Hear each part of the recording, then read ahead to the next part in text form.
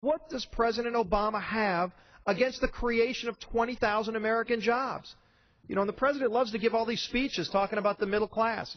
And, Mr. Chairman, you know, when the president talks about the middle class, he can't say he supports the middle class if he rejects the Keystone Pipeline, because he'll be turning down 20,000 American jobs that will be coming down with over $7 billion of private investment that's coming from one of our best partners in the world, Canada. The president has said in the past that we need to support shovel-ready projects, that the stimulus bill that passed in 2009 was all about shovel-ready projects. And if you go back to last summer, I believe the president had said, well, I guess that shovel-ready wasn't as shovel-ready as we thought it was. Well, here's a shovel-ready project. Here is a pipeline, a private-funded pipeline that's ready to be built. 1,700 miles, 20,000 American jobs. We could get started on that today. There's no reason that the federal government should not be supporting a private sector solution done with private capital at a time like this. With rising gas prices, the threat of the Strait of Hormuz being blocked, and unemployment hovering so high, we simply cannot afford not to act. Now, we talk about 20,000 direct jobs from a $7 billion project that is sitting waiting to go. They have their project labor agreement sitting. There's union folk ready to go to work.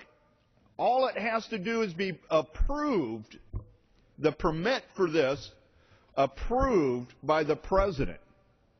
Once he says yes, 20,000 people go to work. And we put ourselves on a path to greater energy security. Every day that the president kicks the can down the road is another day without the jobs, and another day without the relief from Middle Eastern oil, and another day that Americans should be asking this administration, this White House, where are the jobs? And yet here we sit with a project that everyone agrees will create 20,000 jobs. Most of those jobs are with trade unions, folks that are building and welding and riveting, and who will make this pipeline safe and secure.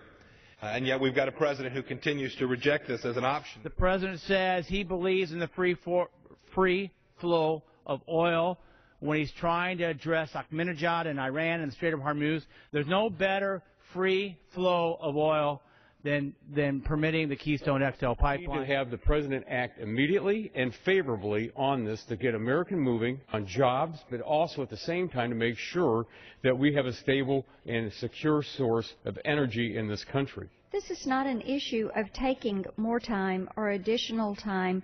The time is now, because we've already spent twice as much time as is generally needed to do the due diligence and to check the process and to make that decision that will move us toward energy independence. And Stop playing politics, Mr. President, and put us on a road that we can be energy independent.